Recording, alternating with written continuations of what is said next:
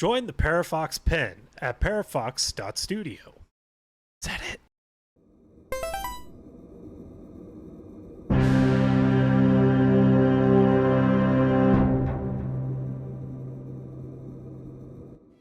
Gilbert Gottfried was a great man. He liked to Tell queers they were good at things. Specifically Oscar parties. Shout out George Takei. Takei? Takei. Leave a comment down below on how it's pronounced. And welcome back to Parafox. I'm Scout. I'm Scout. Whoa. Yeah, it's double trouble today, fellers. Prepare for trouble. And scoop it double. To protect the world from devastation. To CBT, testiculation. To denounce the evils of truth and love. To Dommy Mommy, my thighs above. Scout. Team Rocket, blast off at the speed of light. Come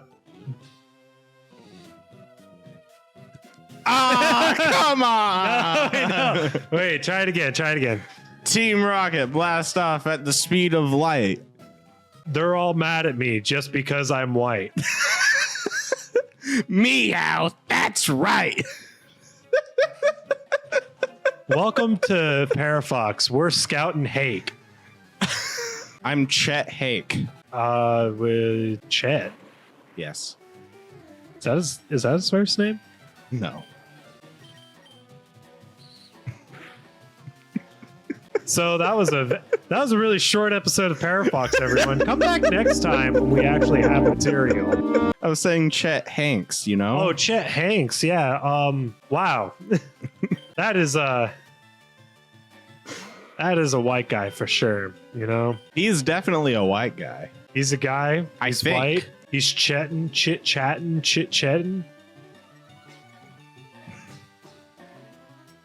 What? I don't know. Hey, do you guys remember when Ali was level 25? Yeah, now he's not. He's 40 now and his back hurts. And also he has all of the elements. He's the Avatar. So Daly's been trying to get me to watch all the Adrian movies. You know, he talks like this. It's like, I'm New Jersey. Ayo, Adrian. You know, I don't really talk so good. You don't really talk so I don't even know what I was going to say about the Rocky movies, but I thought it was funny that you didn't know they actually had a Rocky statue in New Jersey. I didn't know that. Yeah, it's a real thing. That's literally the only thing New Jersey's got going for it, other than you don't have to pump your own gas. But then you also have to tip someone. Wait, does New Jersey still do that? The pumping gas or the tipping one? The pumping gas part. Like, someone has to pump gas for you.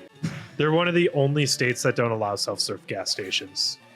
Man. Which, in all honesty... Such white knights. Seeing some actions of people, I would recommend that they don't ever use the self-serve gas station. Like, when I was working for Circle K, I saw people smoking at the gas pumps. I saw people just spill gas. And that's fun to clean up. You just see them drink gas. I've seen people just put the thing in the car, like the gas nozzle in the car, start it and walk away. And then suddenly we have like a huge spillage that takes us like hours to clean up. Oh my God. And I don't know if you know this, gasoline's like really bad for the environment. And also probably not that easy to clean. Oh no, that's a lot of cat litter. It's a lot, like there's actually a special tip. I actually have a license. I have a fuel pump license. Really? Yeah, no, you have to get one to work for a Circle K. It's an easy test, but, you know, just to say I'm certified in something is nice. Other than my food handler's card, which is most likely expired by now. I should probably check in on that.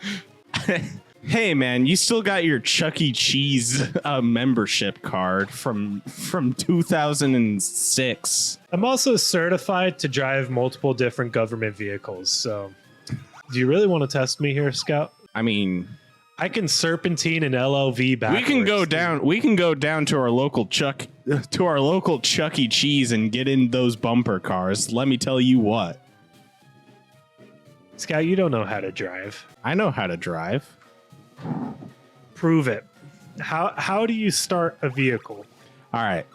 So, you enter the vehicle, one finger at a time. Okay. You put your pinky finger in there first. Make sure that the room. Wait, do you put your pinky finger in and then you take your pinky finger out? Yeah. You have to make sure that when you put it in again, like, what do you do? Well, when you put it in again, that's when you follow it up with your ring finger. Oh, I was thinking you had to shake it all about. No, or does that go without saying? Yeah, well, yeah. That goes without saying, obviously. Okay. So you put in your ring pinky finger into the vehicle, where you will check for temperature, make sure that it's right for you. Especially in Arizona, you have to make sure it's at least hot enough to make you 7 batches of cookies. Yeah. And maybe even fry an egg. I wouldn't go as far as, or it'd probably that, soft boil it, but definitely enough to give you a heat stroke while you're driving in the middle of the highway. Yeah, I mean, you're already outside. Heat stroke is like, you could just see the embodiment of heat stroke coming up to you. It's like, haha, I'm gonna stroke you. The embodiment of heat stroke. Yeah. I'm the heat stroker. I'm gonna stroke your heat. I'm gonna stroke you till you heat. Oh my god, I'm heating.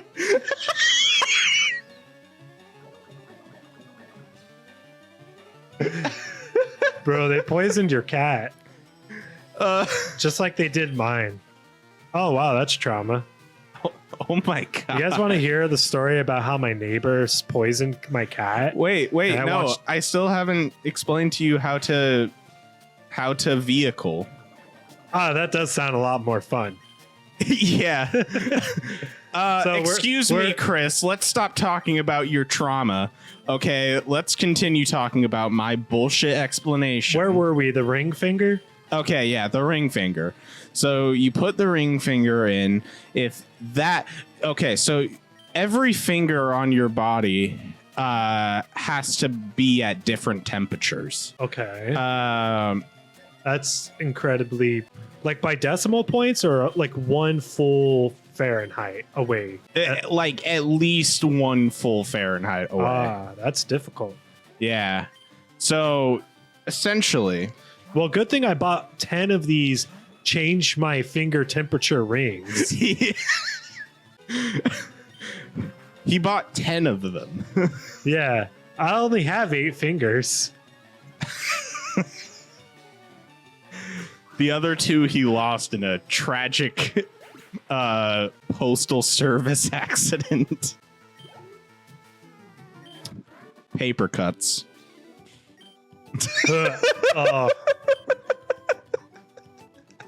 Okay, so I don't get grossed out very much. But paper cuts are one of the most disgusting things ever.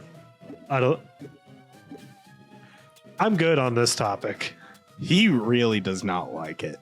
He does not like the idea of it. Oh, Scout. I hate it's like, how do I describe it? Oh, gross. Oh, I can't even think about it. Oh no, that Jackass clip is coming to my head. Ah! Oh my god, all I can think of is he cut his tongue, dude. Oh, Steve-O cut it like You good, my guy? You good? We were at the ring finger. Yeah, so yeah, so you want to make sure that each and every one of your fingers is at a different temperature, because that allows for maximum grippage. And stickage. That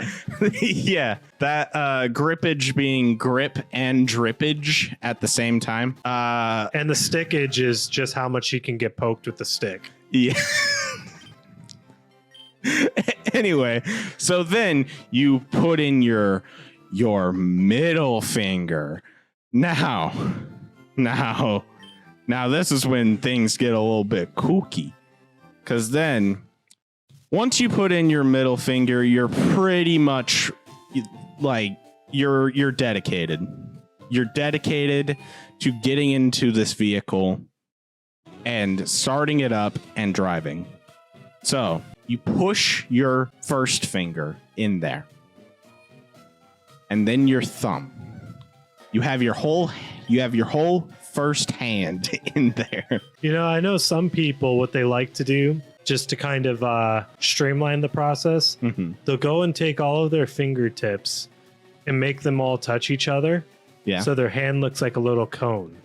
And then they push it into the car and then they make like a fist. Yeah. I mean, so basically the whole philosophy behind this is you want to make sure that the car accepts you. Yeah. You never want to approach a car from behind either. Yeah, because that is like it'll buck and kick you. Yeah. You don't want to surprise a car. Yeah. Again, they're death machines, people. Cause more deaths than guns on record. So you want to approach it very slowly and gently. What I do is I bring a carrot. You know, I'm a big fan of crackers.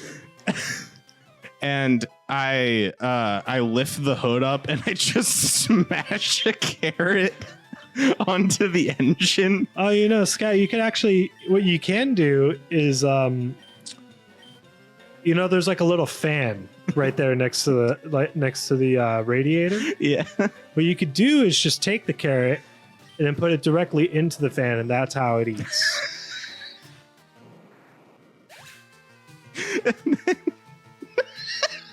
And then once it's all happy, then he gives it a little rub on the snout. Yeah. A little rub. And he says, "You're okay, girl." Yeah. By this time, it's probably getting a little antsy, so it's probably going. So you wanna pick up the pace if it's getting a little bit irritated. If it's getting a little too antsy, just give it a little tap on the Bush Reagan 84 sticker on the back. All right, and then you gently enter the car with utmost respect. A little tip of the hat and a milady for the road. Yeah.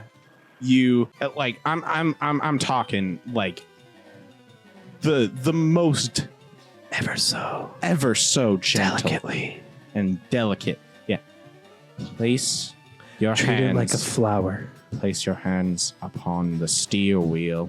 The steering wheel. It would be really weird if it was made of steel. The steel wheel. I guess you could get a custom one, but that doesn't matter. Yeah. It depends on the car's preferences. And then it also depends on how old the car is. Sometimes it's an automatic and sometimes it's a manual. So you change the gear according to whatever fucking car it is to drive mode.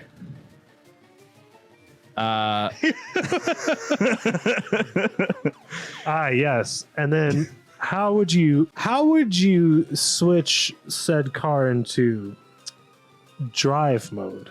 Well, all right. You ever so delicately place your meaty tootsies onto the not the gas. The brake. Yeah. And then you gotta grip the inner penis. Now, okay, so this is where, unless you're in like a truck or something, then there's like more of there's an underhand thing going on there. But if you have like a sedan, all sedans have an inner penis. This is where, okay, you want to have full consent from your car. You ask your car, "May I grasp your inner penis?" If it goes vroom, vroom, then that's a good sign. Scout is the car whisperer. But if it goes then that means no. You always want to distinguish those two words, okay? Because means simple as that. Anyway, so once it gives its consent, you gently wrap your fingies, different temperature fingies. Make sure you wear your different temperature rings. Around, firmly grasp it. The inner penis. The inner penis.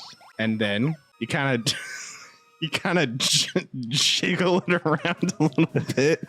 Get it loose. And you just got to stick it where you need it. And then you kind of just just okay, Scout, you are new to this. It's like Sword in the Stone, you know. Like, yeah, only the true King Arthur can can jiggle the inner penis of a car to full pleasure. And that's how it gets up and goes. You have to procrastinate your car. Now, this is a completely non-sexual activity. It's not sexual, but it is required. It's like, you know, it's like milking a cow, you know? You just got to tend to its needs sometimes, you know? Yeah, it's like you need to milk the cow in order to help further the human race. Right. Wait, what's that? What? It's actually weird that we drink another animal's milk? What do you mean women's titty milk? Women make milk out of their titties? Women have titties? Hold on, guys.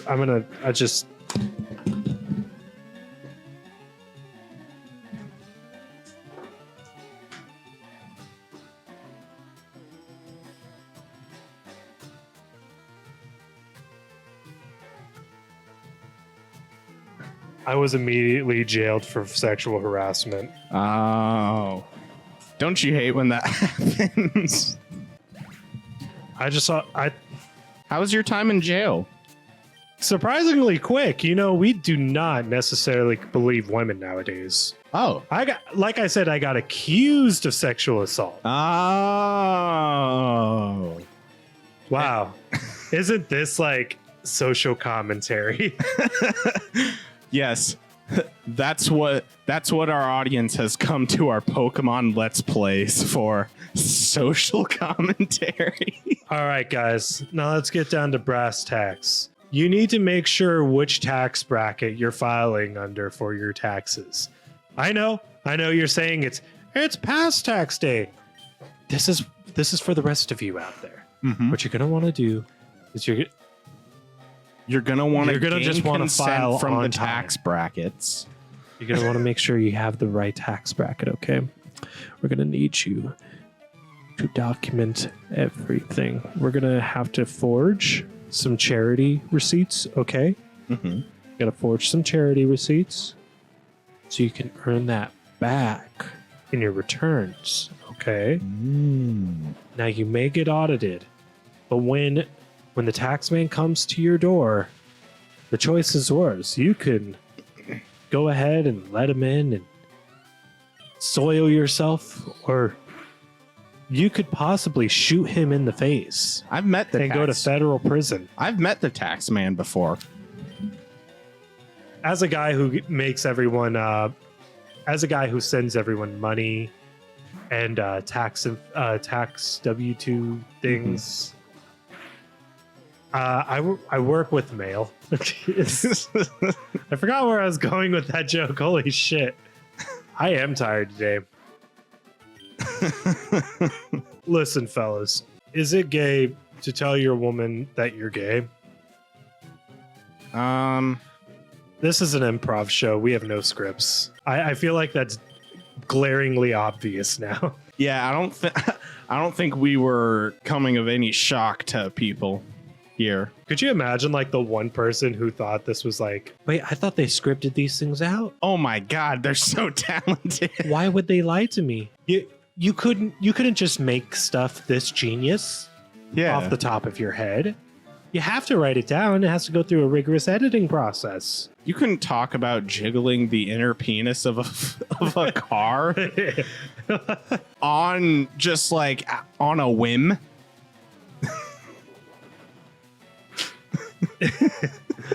That's why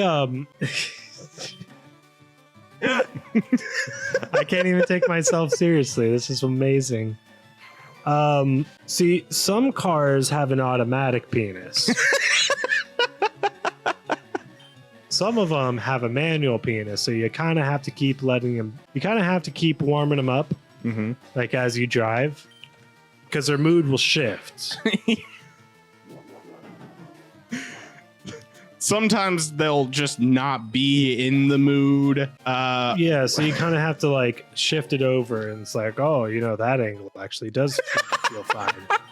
That's what we call a real man's car, is to constantly have to shift around the car's inner penis. Yeah. What we call a car for gay wads would be the automatic inner penis car. At least that's what car guys say. Never got it. That's like almost the opposite of just like, bro, it's not gay. I'm giving it. I'm giving the hand job. He's gay for accepting it from a guy. Yeah. Who am I? Who among us? Who am I to turn down a wonderful penis? You don't see nice cock like that all the time. If anything, that makes me the straightest person. Yeah. It's like, it's just a penis. Everyone's got a penis. Just because it's on a guy, it don't make no difference. This has been Parafox. We're back, everybody. That's not our usual outro, but on the next episode of Parafox. I will talk more about the inner chakras of your car's penis. I will open the third eye of your car's inner penis. I got a third eye. It's called a urethra. Oh. Next time on Parafox.